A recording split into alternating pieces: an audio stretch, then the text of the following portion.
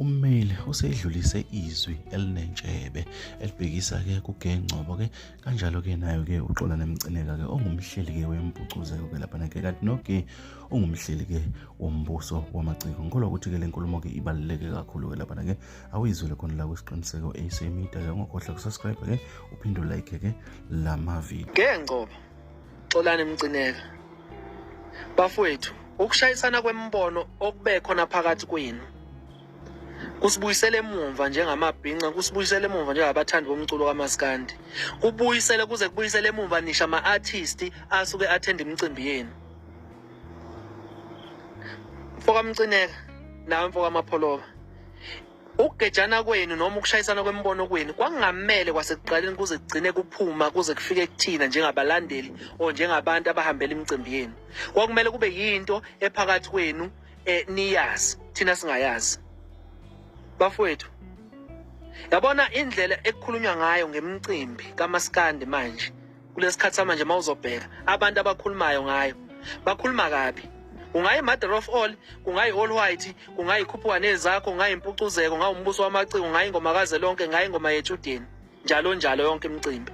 Le attention abayitholayo sekuyi bad publicity kahle hle. Ngibuye isigameko esenzeka izolo kungenzeka ukube bengasibona abalandeli bekwamaphoyisa, but Mapholoba lento eyenzeka izolo yenziwe inkulumo eyibekhona sibheke kumbuso wamaciko. Inkulumo ezibe khona ebezikhona i-criticize eminye imicimbi.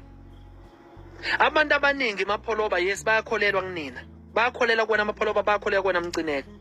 Kepha abantu uma kukhona izinto inkulumo ezishiwoyo zishiwo umuntu kuba nabantu abafasa inhliziyo kugcine kwenzeka amaphutha njengalawo wenzeke izolo emcimbini. Bafethu siyacela umculo kaMaskandi bafethu noma awumuze bafethu ukubuyela emuva. Nokhuphulile umculo kaMaskandi kakhulu ngemicimbi yenu.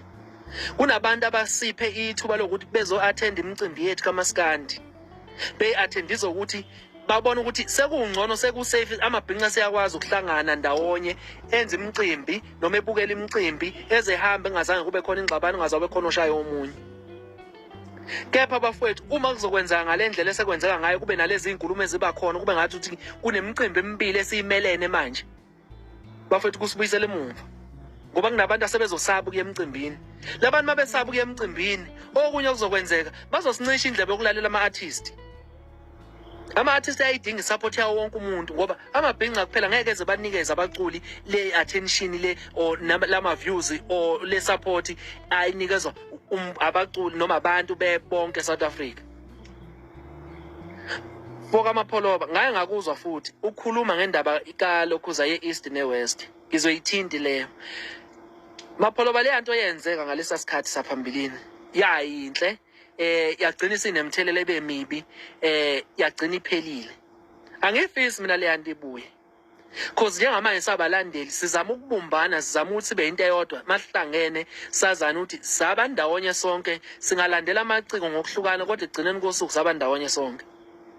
Mcineka, indlela enenza ngayo bafowethu ayibumbe uMaskandi, ayingawuhlukanisa uMaskandi. Mapholoba siyacela bafowethu nayi noma yini la konakele khona bafowethu, sicela bafowethu nisize, nizame bafowethu ukuthi nihlanganise njengoba nihlanganisile kukuhle.